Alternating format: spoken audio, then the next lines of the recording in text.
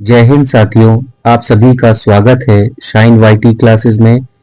अपर निजी सचिव भर्ती के लिए हिंदी शॉर्ट हैंड की प्रैक्टिस डिक्टेशन 80 शब्द प्रति मिनट गति से डिक्टेशन 5 सेकंड में शुरू होगी। डिक्टेशन 5 मिनट और शब्द 400 होंगे।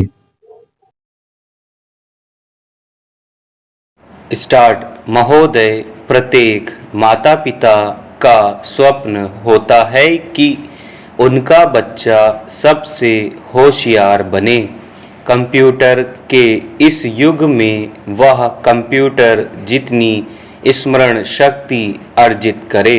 इस स्वप्न को पूरा करने के लिए जैसे तैसे पैसे इकट्ठे कर, चंदा देकर, सिफारिश से जब माता पिता अच्छे से अच्छे पब्लिक स्कूल में अपने बच्चों को प्रवेश दिला देते हैं तो उनकी खुशी का ठिकाना ही नहीं रहता।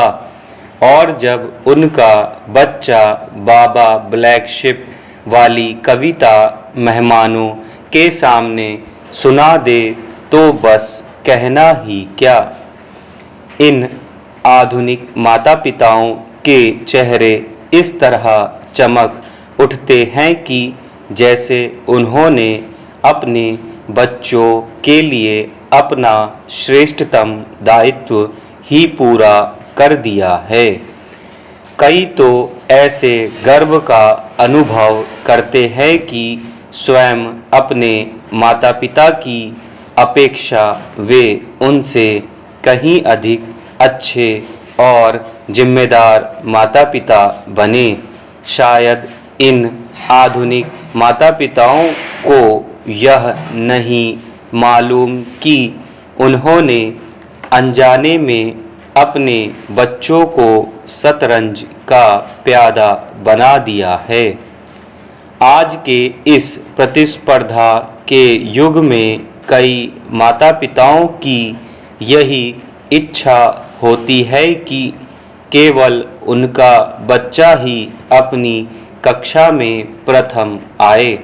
यदि देखा जाए तो ऐसे माता पिताओं को अपने बच्चों के बुखार आने पर उतनी चिंता नहीं होती जितनी बच्चों के परीक्षा में नंबर कम आने से या मैडम के बच्चे की कॉपी पर प्रगति संतोषजनक नहीं है लिखने से हो जाती है। बच्चों की इस कमी को पूरा करने के लिए उनके माता पिता साम दाम दंड भेद का तरीका अपनाते हैं। बच्चों को रात के 11 बजे तक पढ़ने और सुबह 7 बजे उठकर पढ़ने के लिए बाध्य किया जाता है। उनका खेल तक बंद करवा दिया जाता है और ट्यूशन का बोझ उन पर अलग से डाल दिया जाता है।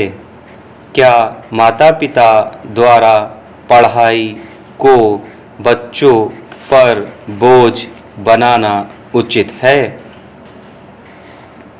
जो बच्चा सुबह से शाम तक केवल पढ़ाई ही करता रहेगा उसकी कार्यशक्ति एक निश्चित अवधि के बाद क्षीण हो जाएगी।